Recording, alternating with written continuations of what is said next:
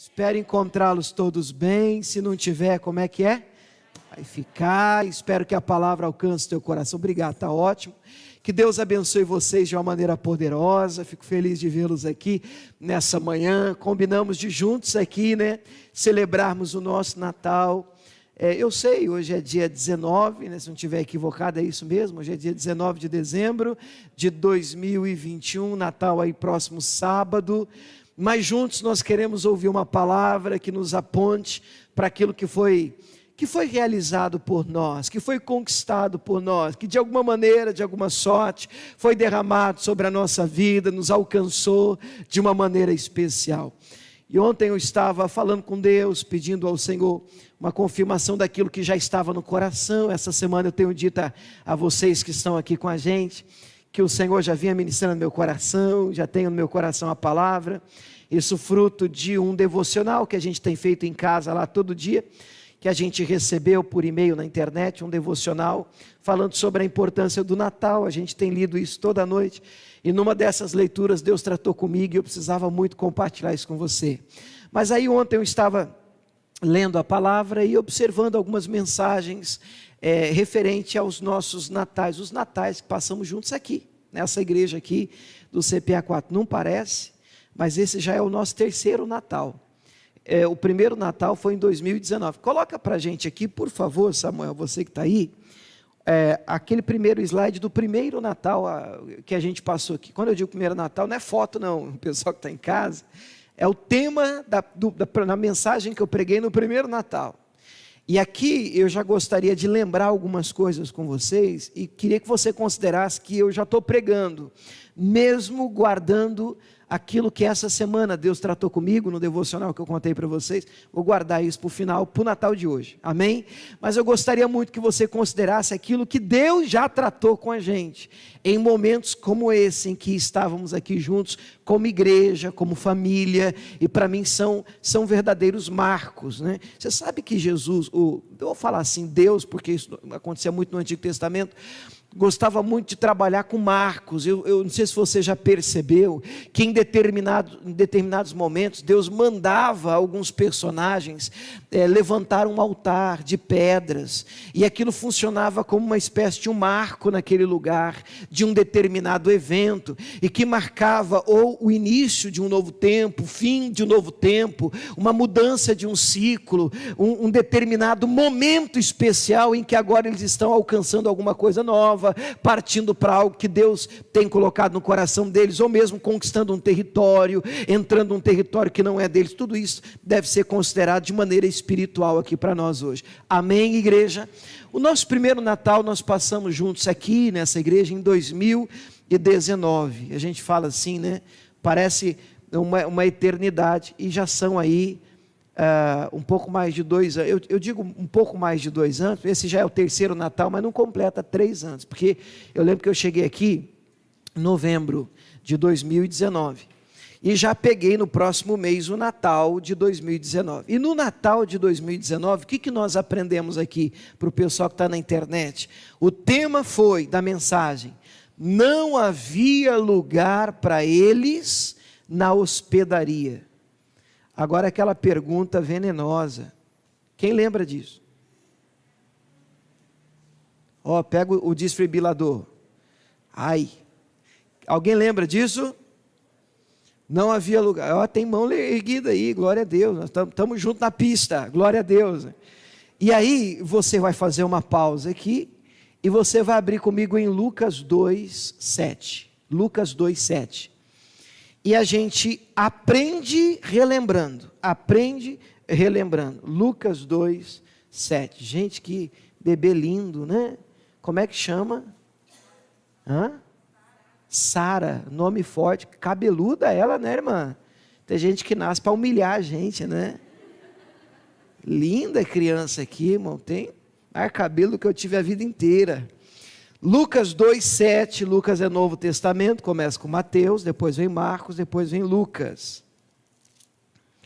Capítulo 2, versículo 7, diz assim a palavra de Deus: e deu à luz o seu filho primogênito, que significa o primeiro, E a gente precisa entender a diferença entre primogênito e unigênito. Tem diferença? Tem. Quando a Bíblia se refere a Jesus como Filho de Deus, se refere a Ele como unigênito. Por quê? Porque o único Filho que Deus teve. E quando se refere a Jesus como Filho de Maria, se refere a Ele como primogênito. Primeiro, o texto diz: deu à luz o seu filho primogênito, envolveu-o em panos, deitou-o numa manjedoura. E aí vem a frase do nosso primeiro Natal: não havia lugar para eles na estalagem. Será que a gente pode repetir essa frase? Não havia lugar para eles na estalagem. Já vai depender um pouco da sua versão, porque tem Bíblia que aparece estalagem, tem Bíblia que aparece hospedaria. Hoje seria o quê? Hotel, pensão, né? Aquele lugar onde você paga para pousar, para dormir.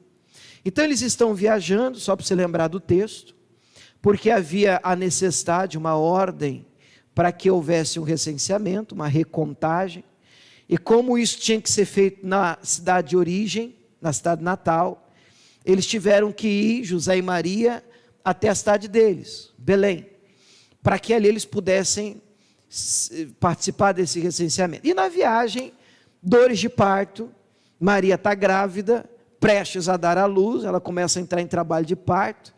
Eu fico imaginando a cena, vem comigo, ela bate numa porta, junto com José: eu preciso de um quarto, eu preciso de um lugar, minha mulher está grávida, ele está dando à luz agora. E aí o atendente: eu sinto muito, aqui não tem vaga. Aí ele procura um outro lugar, a plaquinha: não há vagas. Aí ele abre a internet, 1, 2, 3, não tem vaga. Trivago, não tem lugar. Não tem book, não tem vaga, não tem espaço para Jesus nascer nos hotéis, nas hospedarias e nas pousadas da época. Com guardadas as proporções, toda vez que eu falar hoje, para nós hoje, de Jesus, eu gostaria que você enxergasse, entendesse Jesus como o maior de todos os planos que o Pai já teve para a humanidade.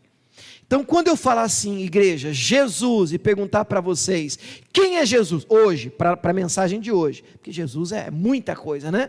Quem é Jesus para nós na mensagem de hoje? Você vai responder assim: plano de Deus. Amém? Vamos lá, vamos treinar. Quem é Jesus para nós? Plano de Deus. Jesus foi o maior plano que o Pai já teve para a humanidade, partindo do ponto que a gente sabe que nós estávamos perdidos. Romanos 3, 23 diz que todos estão destituídos, separados da glória de Deus, e era necessário no Antigo Testamento o sacrifício de um animal inocente, e então as pessoas tinham, o povo tinha acesso a Deus através do sacerdote. E aí então o Pai tem o maior de todos os planos. João 3,16 diz que Deus amou o mundo de tal maneira que deu o seu Filho unigênito, para que todo aquele que nele crê não pereça, mas tenha a vida eterna. Diga glória a Deus. Por isso estamos aqui, para celebrar o nosso Natal, o unigênito de Deus, como cantamos e adoramos agora há pouco, o nosso Mestre, o nosso Senhor, o nosso Deus e Salvador. Diga glória a Deus, igreja. O maior de todos os planos que o Pai teve se chama Jesus de Nazaré. Esse plano nasceu em Jó 42, há um versículo muito conhecido da igreja, e ali a Bíblia diz, na altura do verso 2, que nenhum dos teus planos, dependendo da versão, aparece como pensamentos, pode ser impedido. Quer dizer que os planos do Senhor, eles não podem ser impedidos. Então você está dizendo, pastor, que Jesus, sendo o plano de Deus, ele não poderia ser impedido o seu nascimento? Eu penso que não, eu creio que não. Eu acredito com isso, que eu estou afirmando com isso, que Jesus nasceria de qualquer maneira, como nasceu. Por quê? Porque era plano de Deus. Agora, esse é o ponto do nosso primeiro Natal. Onde ele nasceu? Numa manjedoura. Foi ou não foi? Por quê? A resposta é clara e simples. Porque não havia lugar para eles na estalagem, na hospedaria. Não tinha lugar para eles. Quem entende isso, diga amém. Hoje eu quero que você olhe para a sua própria vida e se veja, se enxergue como o hotel, como a hospedaria, como esse ambiente, como esse lugar que o Senhor procura espaço para nascer. Quem é Jesus? Plano de Deus. Guardadas as proporções, presta atenção para você não perder. Guardadas as devidas proporções, Deus continua tendo planos nos dias de hoje. Ele tem planos para a minha vida, Ele tem planos para a sua, mas os planos de Deus nascem onde encontram vaga, lugar, um coração aberto, um terreno arado, um coração receptivo. E se encontrar vaga, e eu oro a Deus para que você coloque uma placa enorme aí no teu coração, é para Jesus nascer. O que é Jesus mesmo?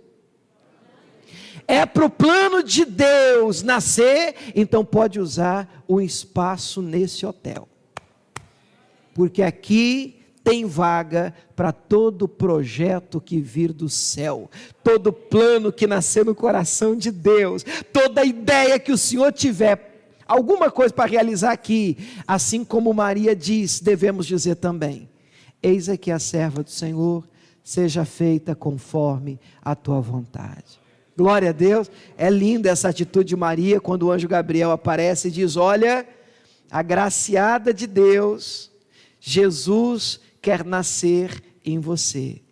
Ela diz: mas como? Eu nunca conheci homem nenhum, isso é impossível. Descerá sobre ti o Espírito Santo, a virtude do Altíssimo te cobrirá, ele vai nascer. É assim, então, eis aqui a serva do Senhor, tem vaga aqui, cumpra em mim o teu querer, a tua vontade. Essa deve ser a nossa postura. Você pode dizer glória a Deus por isso?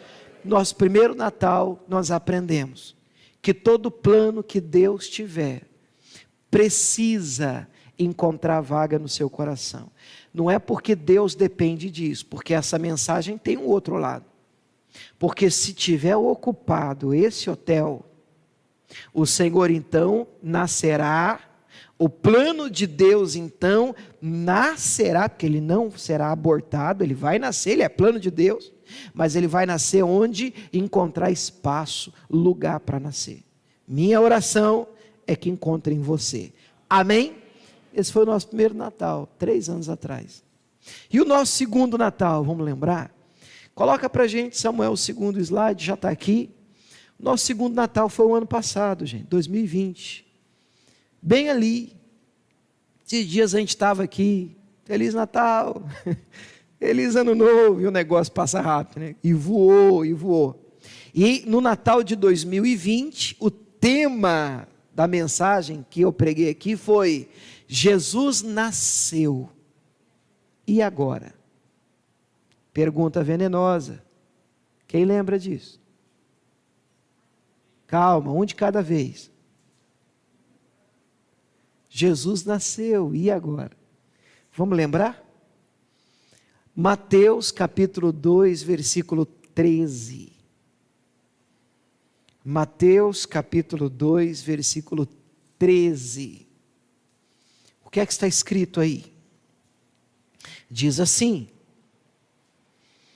tendo-se eles retirado, eis que o anjo do Senhor apareceu a José em sonhos. José, que é o José de Maria, dizendo: levanta-te, toma o menino. Quem é o menino aqui, igreja? Jesus, Jesus.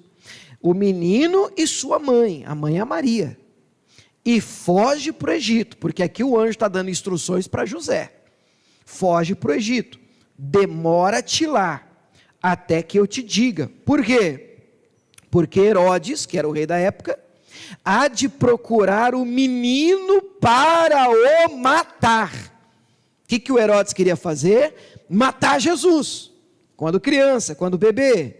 E levantando-se ele, no caso José, tomou o menino, Jesus, sua mãe, Maria, ele fez isso de noite, e foi para o Egito, esteve lá até a morte de Herodes, para que se cumprisse o que foi dito da parte do Senhor pelo profeta, que diz: do Egito chamei o meu filho. Nós aprendemos nesse segundo Natal, que depois que Jesus nasce, o que eu quero mostrar para vocês é que existe um efeito dominó nessas mensagens, que nem eu não fiz isso de propósito, mas eu percebo o dedo do Espírito Santo nessas mensagens, por isso que eu estou fazendo isso com vocês. Eu gostaria que vocês percebessem como Deus tem tratado conosco, com esta igreja, de uma maneira sequencial e progressiva. Olha o que Jesus está fazendo. O primeiro Natal, lugar para Jesus nascer. Jesus nasceu, pastor, encontrou vaga aqui nesse hotel do meu coração. Eu ofereci minha vida, eu aceitei Jesus, eu recebi o Senhor como Salvador da minha vida. Agora vem a segunda mensagem, o segundo Natal. Ele nasceu. Quem é Jesus mesmo? Plano de Deus. Eu dei lugar a um plano de Deus, e um plano de Deus nasceu no meu coração. A pergunta é: e agora? Agora nós, no ano passado, o Espírito Santo nos trouxe uma advertência, de que não basta apenas ter dado lugar para o plano nascer, para Jesus nascer. Você precisa tomar cuidado para manter o plano vivo. Quem é o plano? Jesus. Por quê? Porque vão tentar matar o seu Jesus. Herodes vai tentar matar o plano e o propósito de Deus no seu coração.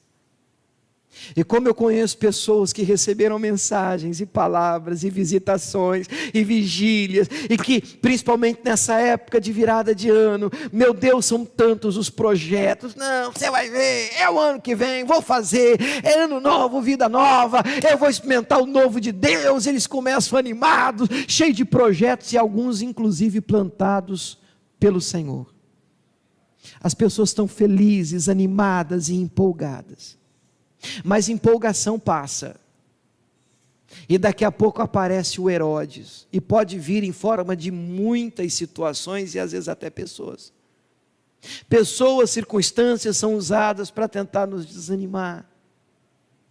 E você que vinha numa levada boa, dizendo: esse é o plano de Deus para a minha vida, esse é o projeto de Deus para a minha vida, eu vou viver isso, em nome de Jesus. Daqui a pouquinho você encontra alguém que diz: você está doido?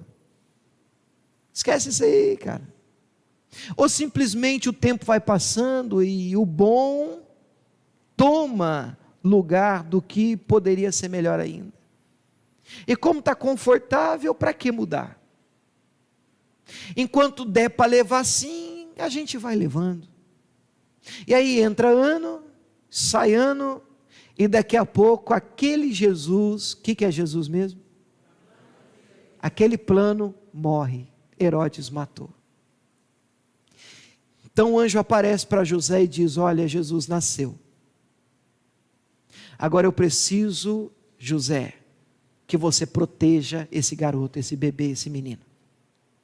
Pega ele, pega a Maria, foge, se esconde, guarda o plano de Deus, para que Herodes não o mate. Esse plano tem que crescer. E este plano precisa se concretizar. Ele tem que acontecer. Mas vai depender de quão guardado e protegido ele está no seu coração. Quem entendeu isso, diga amém. Proteja o que Jesus tem plantado no seu coração. Proteja o que Deus tem apontado para você como projeto e plano dele para a sua vida. Proteja o seu Jesus. Amém, igreja? Esse foi o nosso segundo Natal. E eu fiquei curioso de poder, tenho tudo isso anotado, né? Eu fiquei curioso de poder rever isso. Por quê? Porque eu fiquei pensando: meu Deus, uma mensagem um pouco diferente que o Senhor plantou no meu coração no Natal deste ano. E aí nós vamos entrar então no Natal deste ano. O pessoal que está na internet, né, vai ficar gravado para outros anos, né?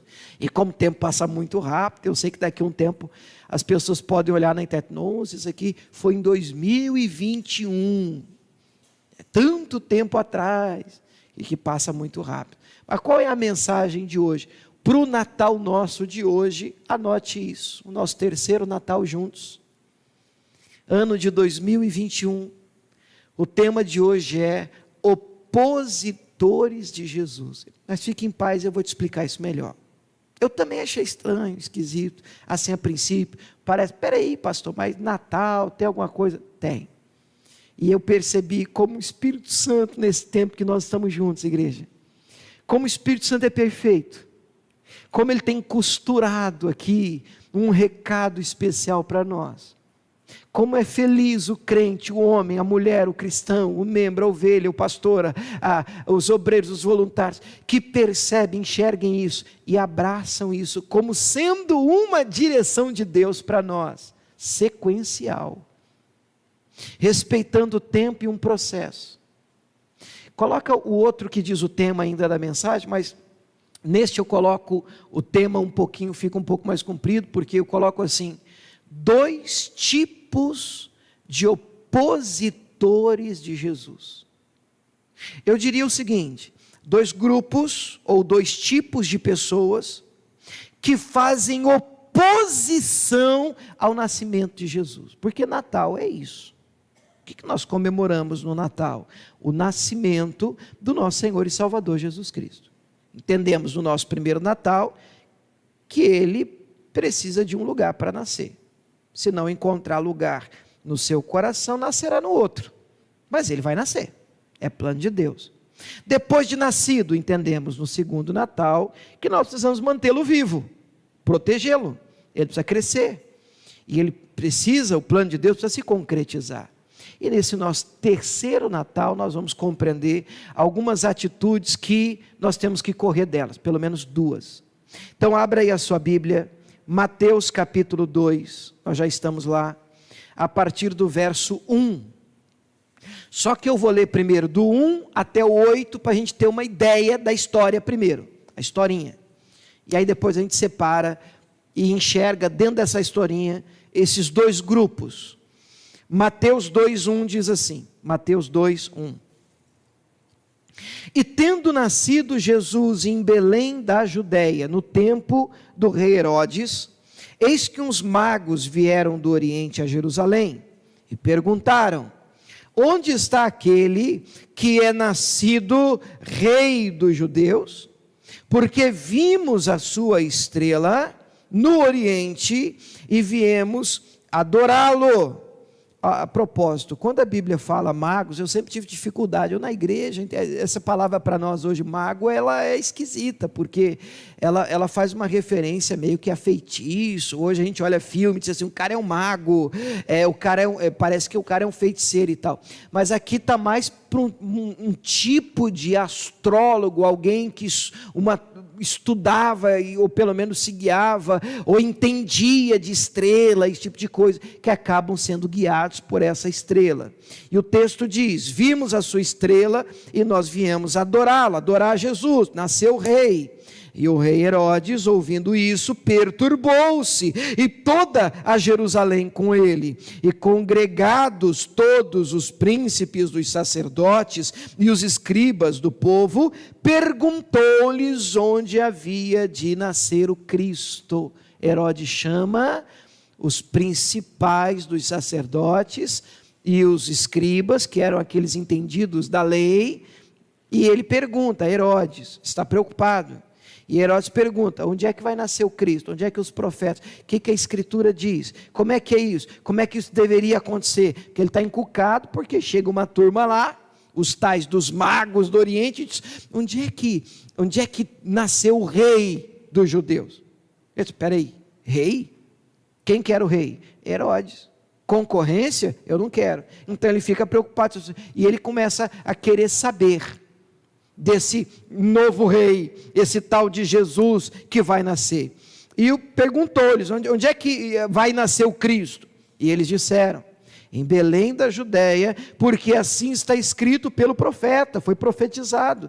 Tu, Belém, terra de Judá, de modo nenhum és a menor entre as capitais de Judá, porque de ti sairá o guia que há de apacentar o meu povo de Israel. Então Herodes, chamando secretamente os magos, inquiriu, perguntou exatamente deles acerca do tempo em que a estrela lhes aparecera, e enviando-os a Belém, disse: ide, perguntai diligentemente pelo menino, e quando o achardes, olha o Herodes, gente, participai-mo, me conte, para que eu também vá e o adore. Deixa eu te perguntar, você acha que Herodes queria adorar Jesus?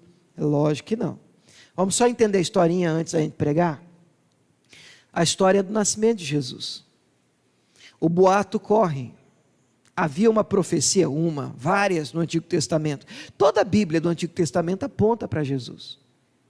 Tudo o que acontece no Antigo Testamento aponta para aquilo que viria a ser o plano de Deus no Novo Testamento. Olha, você olha para o Moisés, o libertador do Antigo Testamento. Moisés tipifica uma espécie de Cristo do Novo. O que aconteceria mais para frente? Porque Deus levanta Moisés, envia Moisés ao Egito para tirar o povo da escravidão no Egito, das garras de Faraó, e levar o povo até a terra prometida. Ora, não é esse o plano de Deus? Enviou Jesus para nos tirar do mundo aí fora, das garras do diabo, da escravidão de Satanás, e nos levar à terra, a nova Canaã celestial. É um espelho. Tudo que você lê no Antigo Testamento, os profetas falando sobre Cristo, o maior deles, chamado profeta messiânico, foi Isaías. E nós conhecemos muito Isaías 53, um texto que para nós nessa igreja é decorado, verdadeiramente. Ele tomou sobre si nossas dores, doenças, enfermidades, ele levou sobre si. E está falando de quem? Está falando do Messias, do nascimento de Jesus. Amém, igreja? Até aqui tudo bem, a notícia começa a correr, e aí vem uma turma, esses magos do Oriente, eles aparecem diante de Herodes, e a conversa é a seguinte, imagina a bomba, nós viemos aqui porque nós ouvimos falar de que está nascendo um novo rei, o rei nasceu, o rei dos judeus, como foi profetizado, e nós viemos adorá-lo. Herodes, o quê? Que notícia correu? Ele manda chamar a turma para perguntar direito, isso é possível? Realmente tem essa profecia? Isso está para acontecer mesmo? E a turma disse, não, é verdade, que vai nascer em Belém, está sim, está escrito, foi profetizado, foi ministrado, está registrado, está na lei. Disse, não, mas peraí, então faz o seguinte, ou vocês que estão à procura desse tal de Jesus, desse rei dos judeus, na hora que vocês encontrar, vocês voltam aqui, e vocês me participem, contem para mim, porque eu quero ir lá adorá-lo também. Que nada. Herodes se sente ameaçado. Nós vamos tratar disso também, porque isso faz parte desses dois grupos de pessoas que acabam fazendo oposição ao nascimento de Jesus. Anote isso. O primeiro grupo, os que não estão interessados. O primeiro grupo, os que não estão interessados. E o segundo grupo, os que se sentem ameaçados. Depois você me lembra, depois eu vou colocar isso aí também, isso eu não coloquei. Mas esses são os dois grupos, eu quero apontá-los para vocês aqui essa manhã. Eu gostaria muito que você considerasse essa palavra. O primeiro grupo, quem é? Os que não estão interessados. O segundo grupo, quem é? Os que se sentem ameaçados. Tem gente que se sente ameaçado por Jesus? Tem, daqui a pouco é o segundo, eu vou chegar lá. Vamos falar um pouquinho do primeiro? Qual é o primeiro mesmo? Estou nem aí. Não estou nem aí. Rapaz, tem uma conversa aí.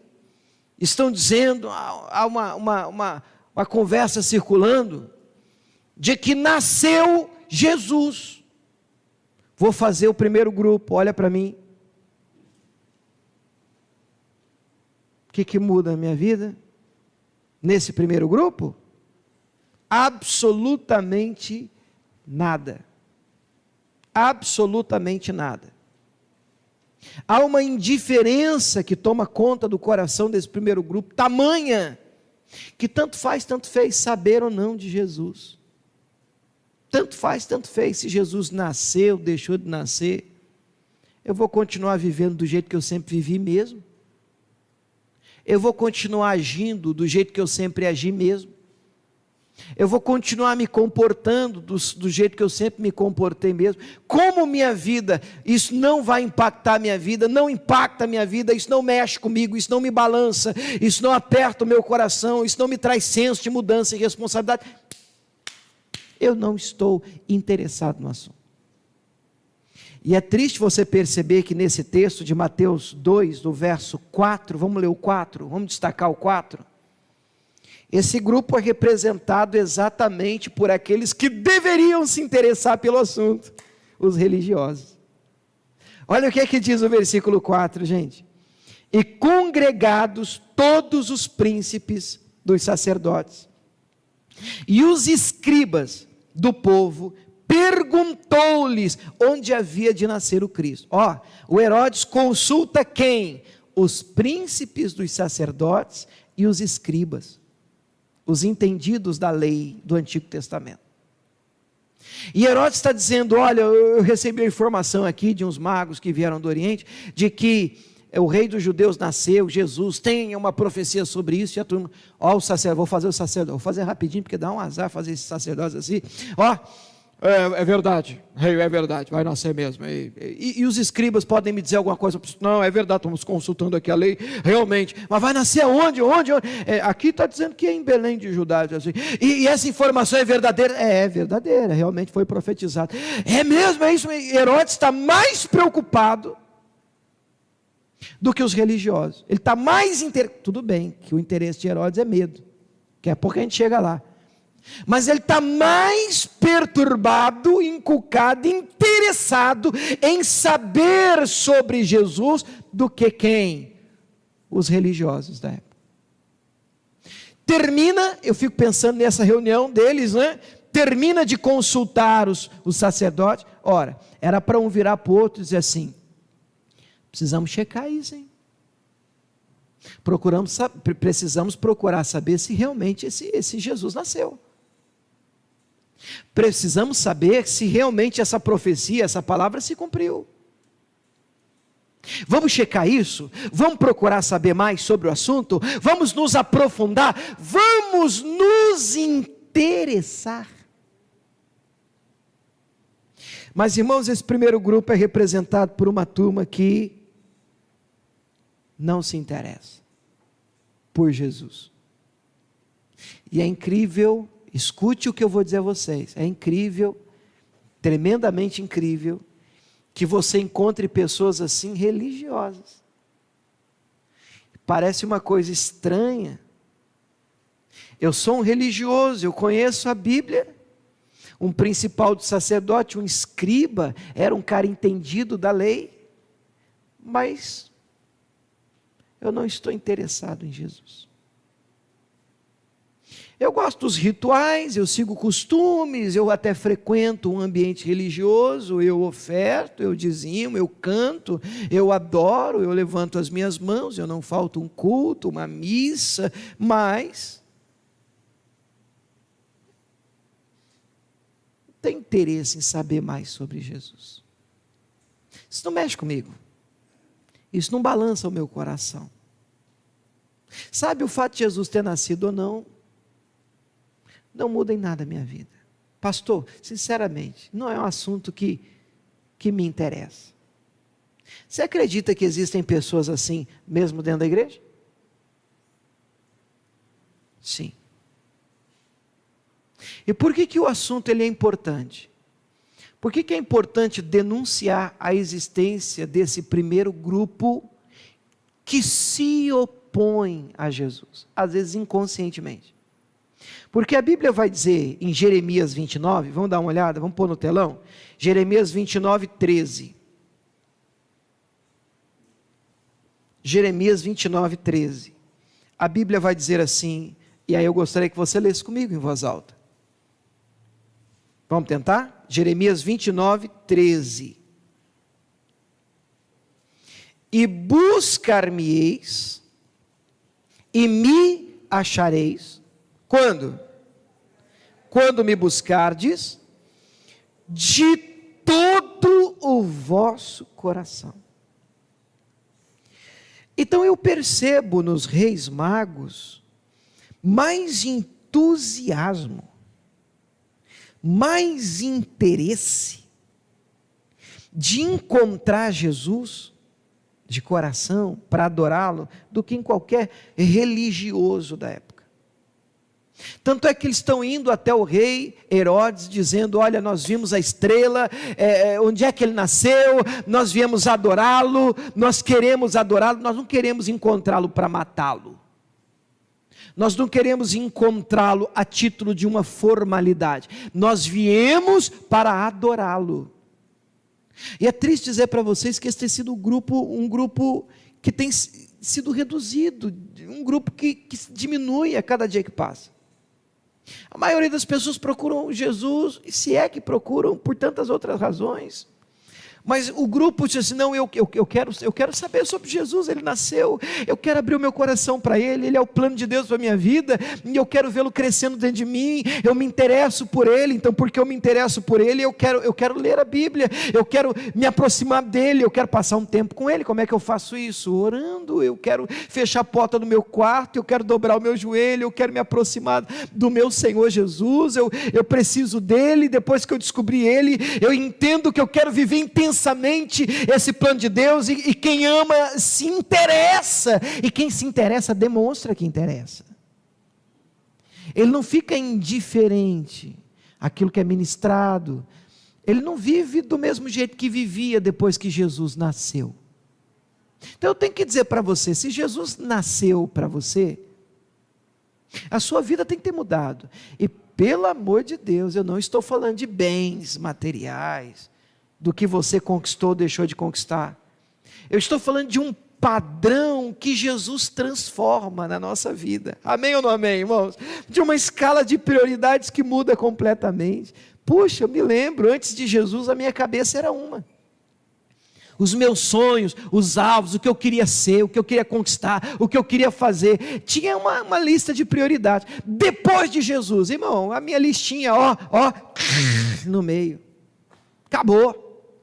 Jesus acabou com a minha lista de prioridades, mudou tudo, e tem que mudar, claro que tem que mudar, porque Jesus vem e muda. Esse é o primeiro milagre que Jesus realizou, o milagre da mudança, da transformação da água para o vinho. Se para você, e olhando para você, aqueles que convivem contigo, eles não são capazes de, olhando para você, afirmar: olha fulano, quem te viu, quem te vê, hein? Você mudou da água para o vinho, quer dizer, alguma coisa está errada, porque Jesus faz isso com a gente. Onde Jesus nasce, mudanças acontecem. Amém ou não amém? Vamos repetir: onde Jesus nasce, mudanças acontecem. Vamos tentar de novo: onde Jesus nasce, mudanças acontecem. E quando Jesus nasceu aí, encontrou lugar nessa hospedaria, acredite, querido, tudo mudou, e claro, mudou para melhor. Glória a Deus por isso. O primeiro grupo não está interessado. Ele pode ser religioso, ele pode bater carteira, bater ponto na igreja, está aqui, já fui hoje. Não, já fui essa semana 2 vezes, já orei uma vez. Eu já li minha Bíblia, já estou tendo minha leitura bíblica. A gente fazia, no primeiro, segundo ano, a gente fez uma leitura da Bíblia, um cronograma, e obviamente isso é muito válido.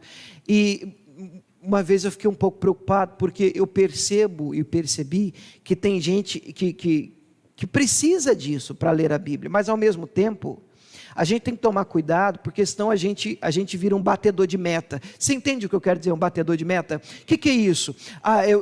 Hoje eu tenho que ler 5 capítulos. Aí eu já vi gente dizendo assim para mim, por causa de um cronograma, né? Não, eu tenho que ter lido 5 capítulos hoje, misericórdia, eu não li ainda, eu tenho que chegar em casa. Aí ele lê, como é que ele lê?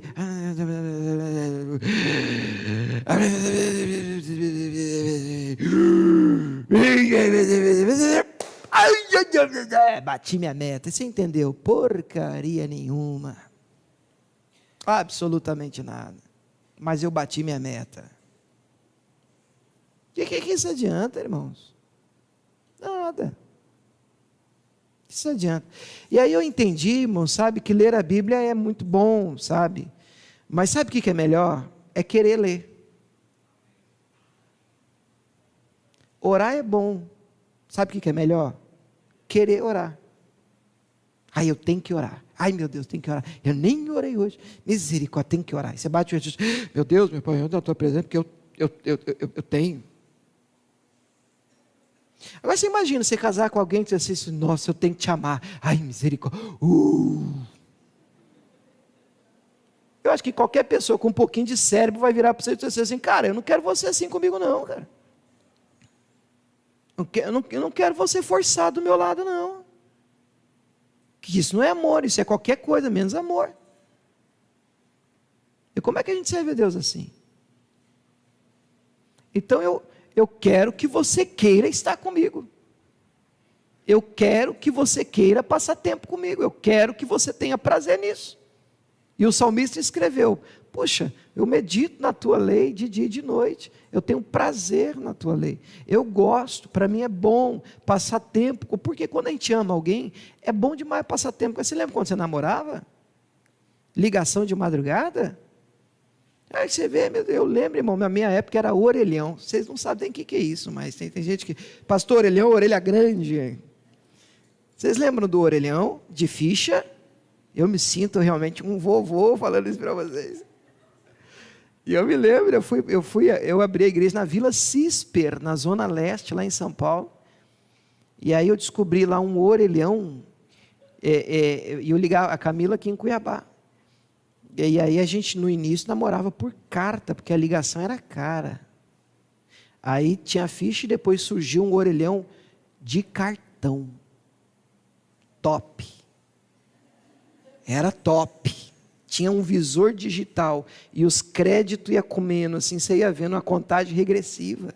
Vocês lembram disso? E o orelhão, eu descobri um orelhão que ele era assim, cheio do Espírito Santo. Os créditos, sim, irmão, 1 hora diminuía um crédito. Eu falei, cara, esse orelhão é convertido, cara. E eu ia ligar para a Camila, um dia eu fui até assaltado. Estou lá, namorando o telefone.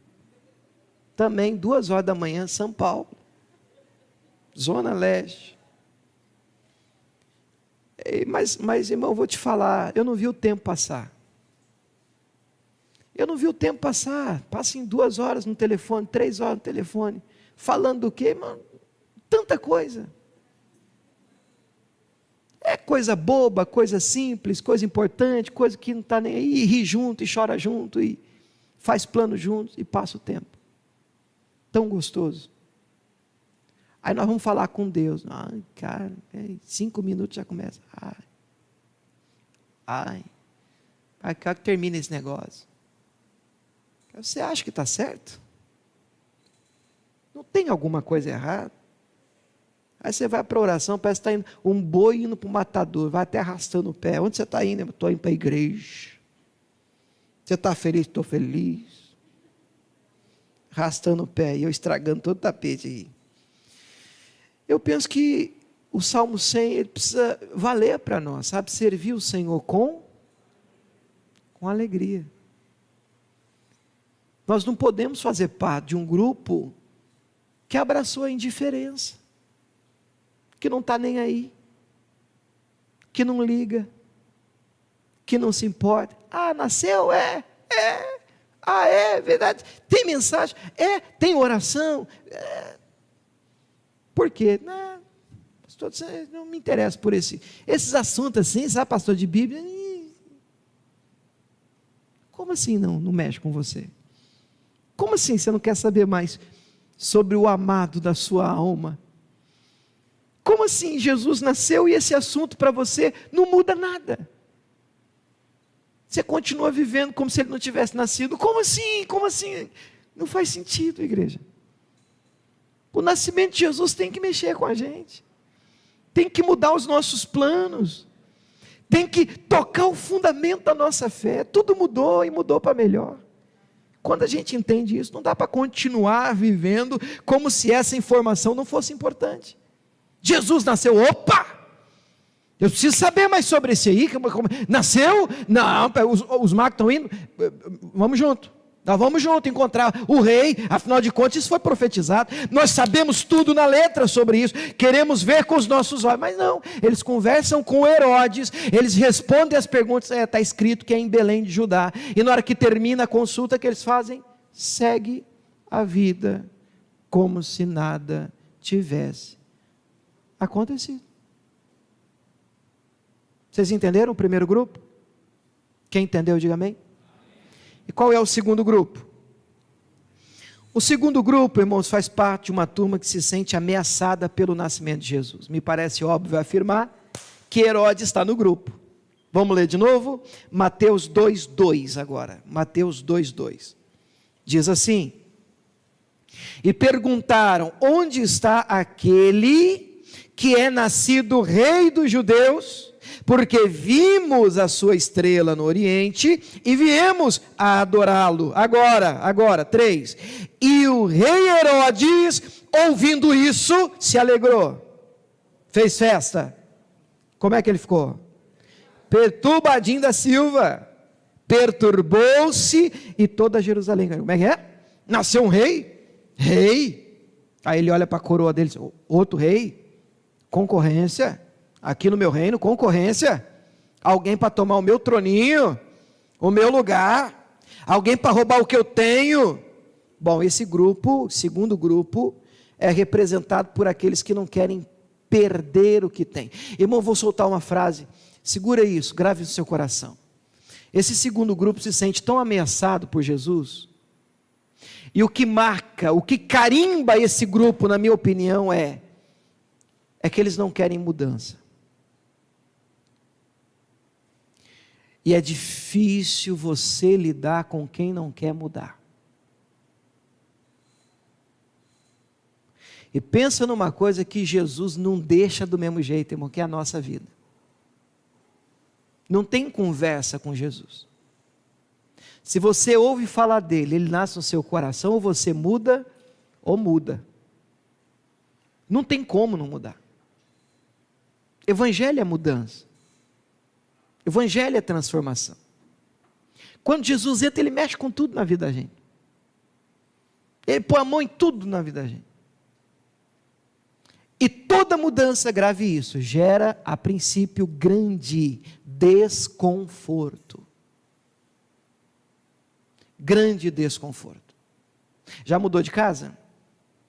Misericórdia. Eu então como pastor, rapaz do céu. Pensa em mudança, já caixa aqui, meu Deus, você fica pensando, cara, e aquele armário que não monta mais, irmão, tem armário que não monta mais. Você já mudou tanto que esse aqui, se você tirar o parafuso, ele não volta mais para cá. E primeiro bagunça para depois arrumar.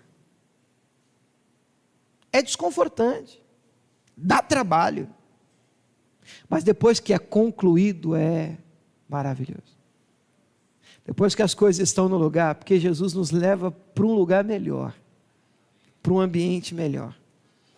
A vontade dele para a nossa vida é boa, perfeita e agradável. É o que está escrito, mesmo quando parece não ser. E às vezes vai parecer não ser? Às vezes você está olhando para cá e diz, caramba, mas está na cara que isso aqui é melhor e Jesus... Por quê? Porque esse é o problema, a gente vive no que está na cara, não é assim que o profeta diz, Samuel, certamente está perante mim ungido do Senhor, falando de Eliabe, irmão mais velho de Davi, e Deus, não é esse, eu tenho rejeitado, cara, eu não vejo como o homem vê, vocês olham para o que está na cara de vocês, diante dos vossos olhos, mas eu, Senhor, olho para o coração, eu vejo o que vocês não veem, por isso que é melhor confiar na visão do Senhor. Por isso que é melhor confiar no que Ele diz. Mas, irmãos, abraçar o que Ele diz, irmão, vai gerar desconforto. Sabe, você vai passar por momentos na sua vida em que uma mudança primeiro passa por uma bagunça. Pergunta o profeta Ezequiel, em Ezequiel 37, no Vale dos Ossos Secos. Ele começa a profetizar do jeito que Deus mandou. Ossos secos, ouvi a palavra do Senhor. De repente, um ruído, um barulho, um rebuliço. Sabe o que é rebuliço? Vou traduzir, um auê. Explicado, né, irmão? Uma bagunça. E aí como é que termina o versículo? E depois do rebuliço, cada osso se juntou no seu osso. As coisas vão entrar no seu lugar. Você pode estar vivendo um rebuliço hoje, mas não retorne. Fique firme. Creia no Jesus que nasceu em você. Acredite no plano que Ele plantou no seu coração. Você pode estar vivendo um rebuliço agora, mas se você ficar firme, as coisas vão se encaixar. E aí, irmãos, tantos momentos da minha vida, vocês também devem saber disso, em que eu olhei para trás assim, irmãos, e eu olhei e disse, agora eu entendi. Cara, quando eu estava passando ali, eu não entendi nada, mas agora faz sentido, Senhor, obrigado. Eu não queria, mas obrigado. Foi desconfortante, eu não estava entendendo o que o Senhor estava fazendo, mas agora eu entendi. Foi livramento, foi graça, foi bênção, foi proteção, foi direção do Senhor. Obrigado. Você pode dizer amém? Eu louvo a Deus pelos momentos em que Ele nos protege, os momentos em que Ele nos livra, o momento em que Ele nos guarda, os momentos em que Ele nos poupa. O texto vai dizer mais a seguir no verso 16 de Mateus 2, vamos dar uma lida no 16, nós vamos orar. Mateus 2,16 diz assim: então Herodes, vendo que tinha sido iludido pelos magos, irritou-se muito e mandou matar todos os meninos que havia em Belém, em todos os seus contornos, de 2 anos para baixo. Cara, que coisa terrível. Eu me lembro de uma atitude parecida da parte de Faraó lá no Egito. Quando um plano de Deus nasceu para aquela época, chamado Moisés. Quando Moisés nasceu, o Faraó também mandou jogar no rio as crianças, os meninos. Primeiro mandou as parteiras que faziam o parto, percebendo que era do sexo masculino, matar a criança no parto. Tem gente que se sente muito ameaçado pelo nascimento de um plano de Deus. Tem gente que não tem força, capacidade, habilidade para compreender. É um plano divino que está nascendo, e como aquilo ameaça o conforto dele, ameaça o status quo dele. O que é isso? Ameaça o hoje, o agora, a comodidade e o comodismo em que ele se encontra. Como isso ameaça a estabilidade dele. Ele quer matar o plano de Deus. O plano de Deus é me tirar daqui, o plano de Deus é estragar, é tirar o que eu tenho, é me levar para um estado de desconforto, é trazer mudança na minha vida, transformação. Como eu não quero mudar, mata Jesus. Vocês estão me acompanhando? Quem está entendendo, diga amém. Ele manda matar as crianças de 2 anos para baixo. Por isso que a gente leu, o anjo vai mandar ele correr dali. E aí eu quero lembrar vocês, Atos 6,14, vamos abrir esse texto? Já estou terminando. Atos 6,14 vai dizer assim, Atos 6,14, olha o que Jesus faz e o que incomoda muitas pessoas. Pelo menos um grupo, esse segundo grupo se sente incomodado e ameaçado pelo nascimento de Jesus. Atos 6,14 diz assim: porque nós lhe ouvimos dizer que esse Jesus Nazareno, o que esse Jesus vai fazer? Há de destruir este lugar, e olha que frase, e mudar os costumes que Moisés nos deu. Os religiosos estavam querendo matar os apóstolos e discípulos, por quê? Ouviram eles espalhando que esse Jesus, a crença nesse Jesus, muda os nossos costumes. Eu tenho que te perguntar, e muda? Muda. Jesus muda a gente? Muda o nosso comportamento? Muda os nossos costumes? Muda. Tem muita gente que é religioso e vinha do vovô, do papai, e quando Jesus entra, meu Deus do céu, vira um alvoroço, a família vira um alvoroço, as pessoas, você está doido, você está indo em igreja de crente, não sei mais o que, vira um bafafá. Ele muda, Jesus é craque em mudar, ele causa mesmo uma mudança gigantesca. Mas como os religiosos, eles odeiam mudança, eles viram e disseram assim, eles estão pregando um Jesus, e afirmando que esse Jesus vai mudar os nossos costumes, e nós queremos uma mudança dos nossos costumes? Não, como nós não queremos mudar, o que eu faço? Rejeito Jesus. Isso tem na Bíblia bastante exemplo. Um jovem rico em Mateus 19 diz, Jesus, eu queria ir para o céu. Jesus diz, guarda os mandamentos, e ele diz, quais? Jesus cita os mandamentos, ele diz, isso eu já faço. É um religioso. Aí Jesus diz, porque o ama, te falta uma coisa, vende tudo o que você tem, dê aos pobres. Aqui a gente nunca vai saber se Jesus estava mandando vender tudo mesmo, se era um teste, porque tem tantas correntes aqui, porque Jesus nunca mandou ninguém fazer isso. Não tem nenhum outro texto em que Jesus manda você vender o que você tem e dar aos pobres, e muito menos na igreja. Vem tudo que você tem e dá na igreja. Não existe, não tem isso na Bíblia. Amém, gente? E eu sou pastor, mas não tem que falar a verdade para você. Mas há quem diga que era um teste, que era uma prova, que Jesus estava testando o coração dele. Eu não sei. Eu sei que ele, ouvindo essa palavra, a Bíblia diz, ele fica muito triste. Por quê? Porque Jesus tocou numa área em que ele não queria mudança. Quer que eu venda o que eu tenho, dá para os pobres? Não. Aí diz que triste. Ele vai saindo, a Bíblia diz, retirou-se triste, e foi indo embora. E aí Jesus disse, vamos lá discípulos, cerca ele, nós não podemos perder esse cara, não vamos perder essa ovelha, cerca o cara, não deixa o cara ir. Não, Jesus, pelo contrário, ainda faz um comentário com os discípulos, aí, difícil um rico entrar no céu, esse vai queimar, hein? O comentário de Jesus, cara. É difícil, hein? É mais fácil um camelo passar, é dentro desse contexto que Jesus fala, mais fácil um camelo passar no fundo da agulha do que esse aí entrar no céu. A situação dele está crítica. E toda pessoa, deixa eu plantar no teu coração, que tem resistência à mudança que Jesus quer fazer, a situação dele é crítica.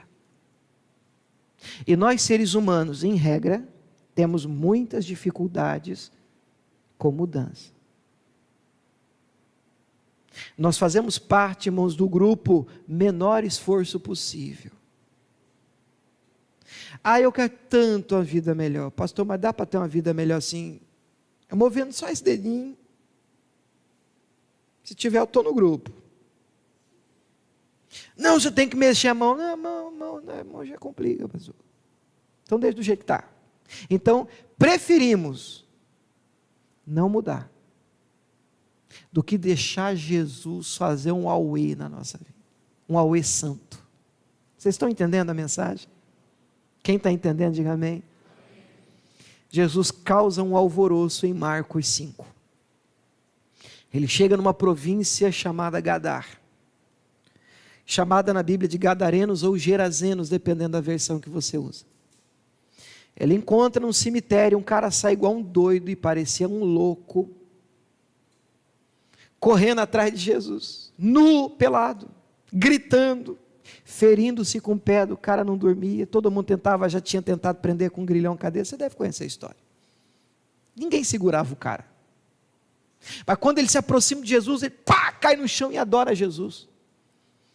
É interessante, ele está tomado por uma legião.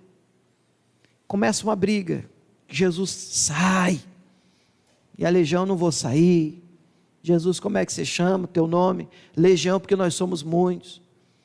E a briga continua, a batalha espiritual, uma manada de porcos passando ali, cerca de 2.000. Podemos entrar no porco, Jesus permitiu. Aquela legião entra nos porcos, e os porcos, nem os porquinhos quiseram viver com o demônio, irmão. Nem os porquinhos, e a gente chama de porco. Mas nem eles acessam o demônio, a gente prefere morrer, pular tudo no despenhadeiro abaixo, mar. Morreram 2.000 porcos. Notícia espalhou, o homem agora está bem. O homem agora que era um louco, agora está vestido, assentado, perfeito juízo, o cara conversa direito, por quê? Porque onde Jesus chega, irmãos, onde Jesus nasce, mudanças acontecem. Mas para alguns essas mudanças são ameaçadoras. A notícia correu na cidade, e correu de uma maneira não tão positiva, por incrível que pareça. A notícia, o foco devia ser o homem, o encapetado do cemitério, hoje está bem, mas o foco se tornou, gente, perdemos 2.000 porcos, tomamos um prejuízo, chegou um tal de Jesus aí, matou nossos porquinhos. A turma da cidade expulsaram Jesus de lá. Vocês já leram isso? Marcos 5. Eles tocaram Jesus de lá. Por quê? Porque para eles não aceitaram a mudança de que para nós o valor dos porcos é mais importante do que o que Jesus pode fazer. E se a mudança que Jesus pretende fazer na minha vida me trouxer prejuízo financeiro, sai para lá, Jesus. Porque muita gente já tem um Deus, Mamon, não cabe outro. Jesus disse, ninguém pode servir dois. Como o dinheiro já é o meu Deus, qualquer coisa em que Jesus tente fazer nessa área, eu estou ameaçado, quer o que é meu, já quer tomar de mim, e já quer me roubar, é meu, ele já tem um bezerro de ouro dele. Então, e fique em paz, que eu não estou aqui para pedir o seu dinheiro, eu estou pregando. Eu posso dizer amém? É importante você manter o seu coração e sua mente aberta. Jesus não quer o seu mal, não quer o que você tem. Jesus quer o seu coração, quer a sua vida.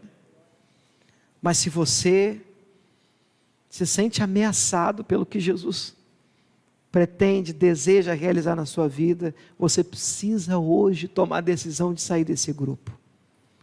São os grupos que no nosso Natal desse ano, eu estou denunciando para vocês, igreja. Um primeiro grupo, que eu vou ler do jeito que eu escrevi, um primeiro grupo, que são aqueles que não estão interessados. Estou nem aí. A notícia do nascimento de Jesus não mexe comigo. E o segundo grupo, aqueles que se sentem ameaçados.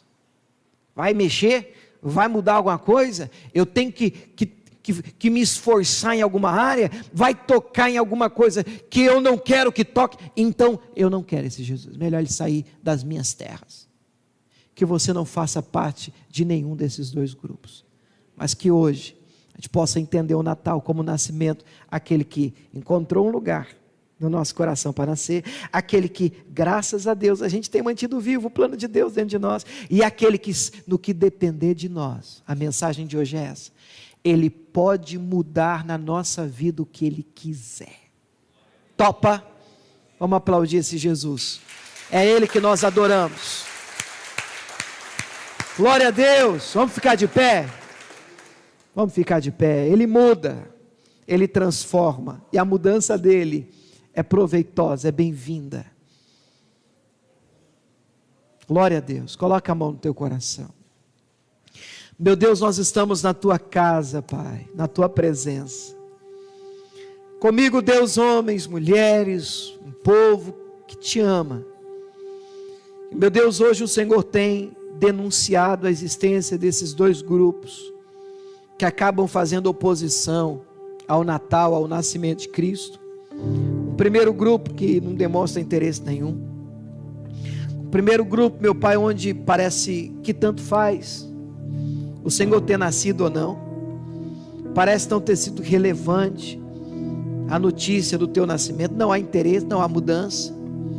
Não há, meu Pai, nenhuma vontade, meu Deus, de mudar os nossos hábitos e costumes. O calendário continua, a agenda continua do mesmo jeito. O teu nascimento, meu Deus, não influencia em nada esse primeiro grupo. Simplesmente pela falta de interesse, simplesmente, meu Deus, pelo desinteresse. Mas também há um segundo grupo do qual, meu Pai, nós queremos nos livrar, que é um grupo que se sente ameaçado, é um Herodes.